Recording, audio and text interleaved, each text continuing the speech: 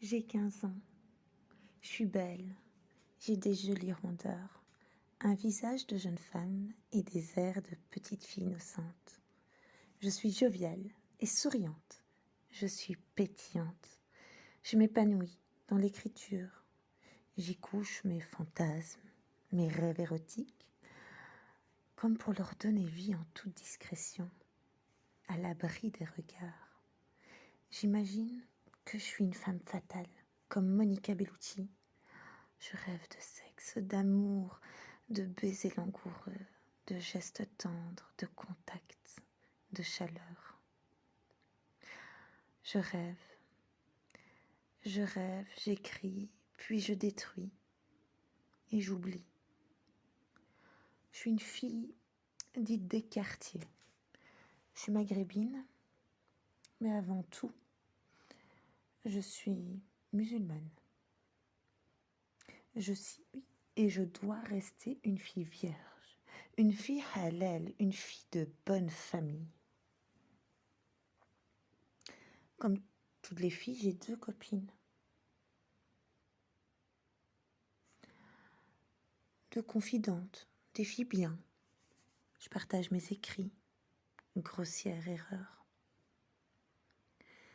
Elles me trahissent et c'est à mon insu qu'elles partagent mes textes, mon intimité, avec des drarés qui fréquentent la mosquée du quartier. Moi, je faisais confiance. C'était sans me douter de l'esprit tordu et de la cruauté de ces filles halal. Ces sœurs, la Oumma. Un mercredi après-midi, elle me propose une sortie entre filles, du shopping, flâner dans les rues de la ville, sans un bal en poche, un truc de fille, quoi. Ma mère refuse. Et ma copine insiste et lui fait les yeux doux. Khalti, s'il te plaît, laisse-la venir avec nous. Ma mère cède. Elle veut mon bonheur. Une petite marche de liberté. Nous voilà partis et je suis vraiment heureuse. Mais elle change le programme et me propose de faire un saut chez une amie vite fait. Je suis pas compliquée. Je suis. Et on se retrouve dans un appartement. Je m'assois sur le sédaré. C'est un fauteuil marocain. Je vois derrière un paravent, un matelas, ça sent l'humidité. L'appartement est vraiment rudimentaire. On dirait une garçonnière. Il fait silencieux. Elles me disent qu'elles vont aux toilettes et me laissent seule. Je suis confiante. J'attends. Mais quelques minutes plus tard, je vois 2 hommes arriver. Mes copines m'ont abandonnée.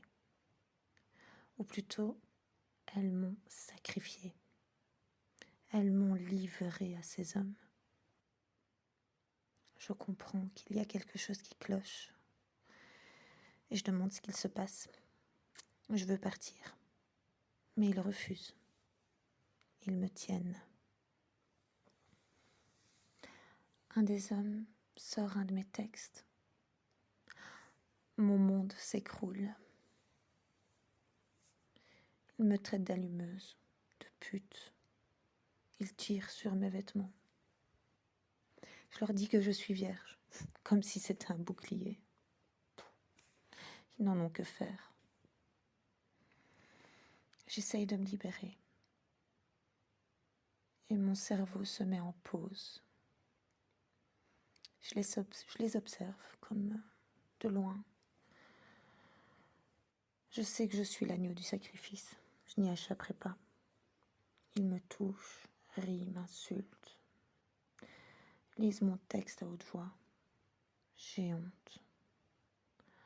J'entends encore ces mots cruels sur un fond de Gangsta Paradise de Coolio. On va te donner ce que tu veux. Tout s'enchaîne. Je crie, j'ai mal. Il me souille. Leur odeur, leur respiration, leur transpiration, et cette chanson qui n'en finit pas. Je saigne,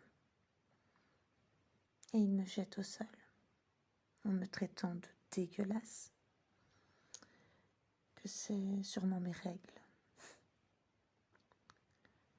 Vous m'avez violée,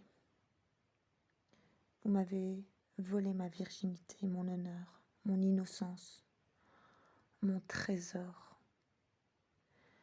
ce qui n'appartenait qu'à moi, ce que j'aurais pu offrir avec amour et entrain. Vous l'avez volé et souillé de vos sexes circoncis, gage d'alliance à Dieu, gage de bonne morale. Vous m'avez prise pour un trou, un vagin entouré d'une gosse naïve et sans histoire. Vous saviez que je garderais le silence. Ça vous a plu de vous regarder l'un l'autre, abuser de moi. Je comprends qu'ils ont fini. Ils s'allument un joint.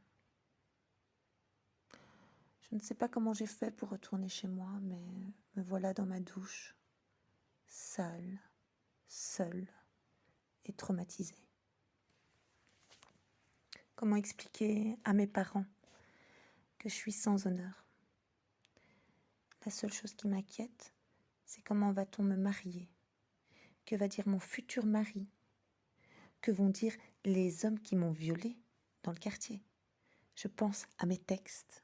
Je pense que je suis fautive. Je pense comme une fille musulmane. Je suis tellement innocente que je ne pense pas à la possibilité de tomber enceinte, d'avoir le sida ou de porter plainte. Je ne pense qu'à la honte, car on ne vous parle que de la honte, l'honneur ou la honte. Sachez, mesdames, que la honte est sur Ismaël et Mohamed. Quelques années plus tard, je les ai revus. L'un avec sa famille, l'autre avec sa mère. J'avais la tête haute et eux le regard fuyant. Ce jour-là, ils m'ont violée et ils m'ont volé mon innocence et ils ont perdu leur honneur. Samira et Lubna, quant à elles, sont revenues souvent voir ma mère après mon départ, à mes 17 ans. Sans doute avaient-elles quelques remords, et elles devront vivre avec. Car elles ont été les traîtresses, prêtes à tout pour passer pour des filles fréquentables et mariables. Le viol n'est pas une pratique sexuelle, le viol est une agression sexuelle qui peut laisser des séquelles. La virginité n'est pas un gage de bonne conduite. N'ayez pas peur du regard de la Oumma, portez plainte et vivez votre vie sans leur laisser le pouvoir sur vous.